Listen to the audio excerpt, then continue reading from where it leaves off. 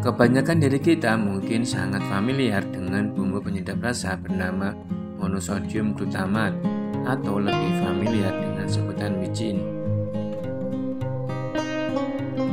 Bumbu satu ini seperti menjadi bumbu penyedap rasa wajib yang biasa ditambahkan ke berbagai jenis masakan, termasuk masakan favorit Anda seperti bakso dan mie ayam.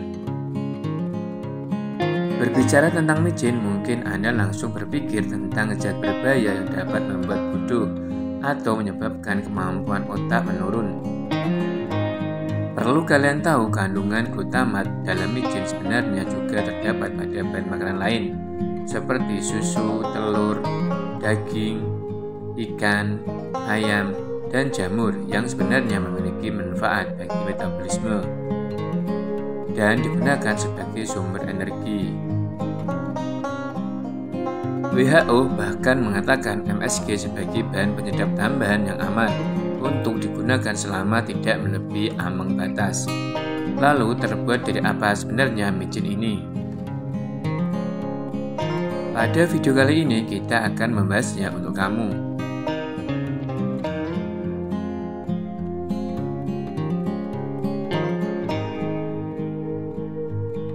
Jangan lupa like, komen, dan subscribe.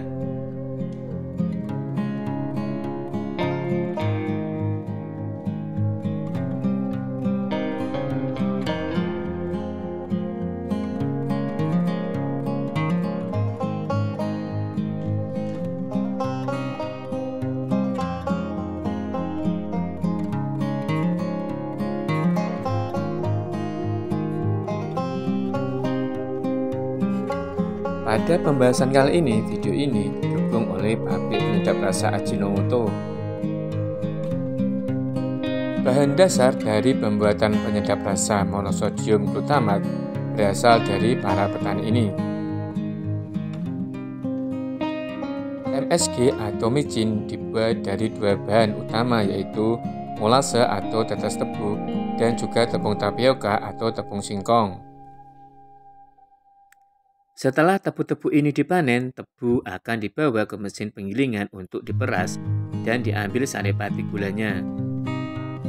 Cairan hitam pekat ini adalah tetes tebu yang dihasilkan dari proses pengekstraksian gula dari bahan tebu. Bahan pekat inilah yang akan dibawa ke pabrik pembuatan MSG.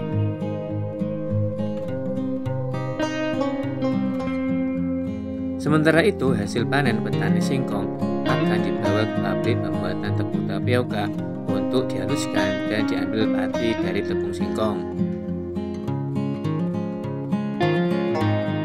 Di mesin ini, singkong akan dicuci, dikupas, dan dicincang terlebih dahulu.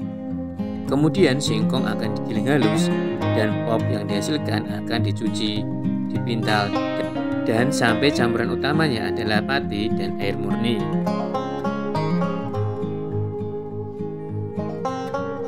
Kemudian pati ini akan dikeringkan dan siap untuk dibawa ke pabrik pembuatan MSG.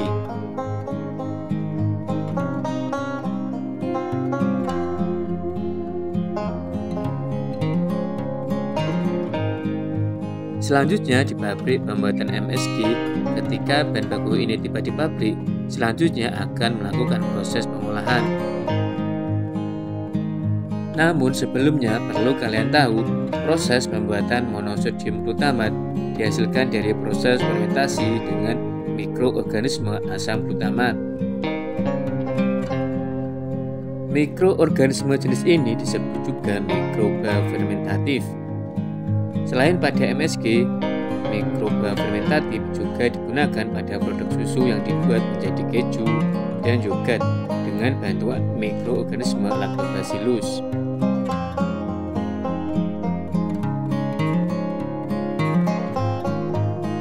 MSG Ajinomoto dibuat oleh asam glutamat yang menghasilkan krom yang kemudian akan diekstrak dan dikeringkan menjadi micin.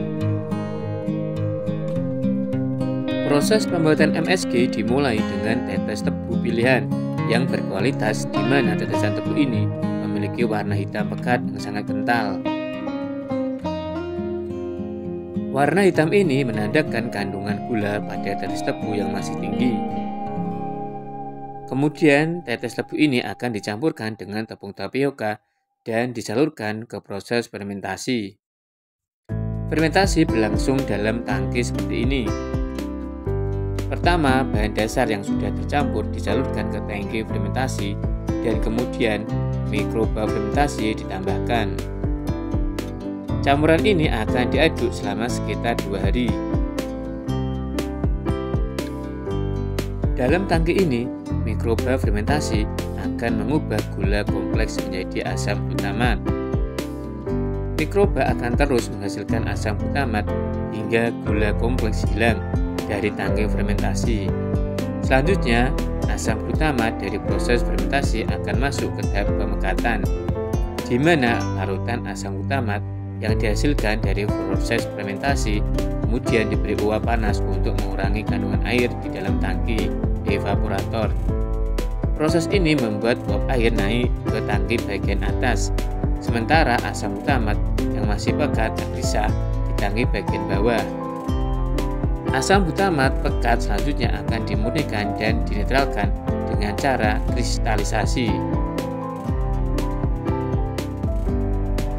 Kristal-kristal yang kemudian dipisahkan dan dikeringkan menggunakan mesin pengering bersuhu tinggi.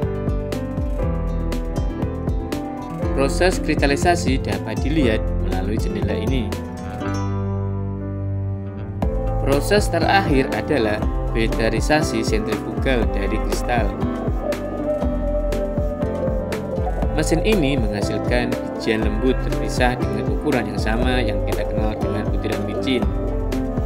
Akhirnya MSG atau micin masuk ke mesin pengemasan. MSG ini akan dikemas baik dalam kemasan botol maupun kemasan plastik. Pekerja selanjutnya mengepak dalam kardus dan siap untuk didistribusikan ke toko-toko di sekitar Anda. Berdasarkan penelitian WHO menetapkan ambang batas aman konsumsi MSG adalah 120 mg per gram berat badan dalam sehari.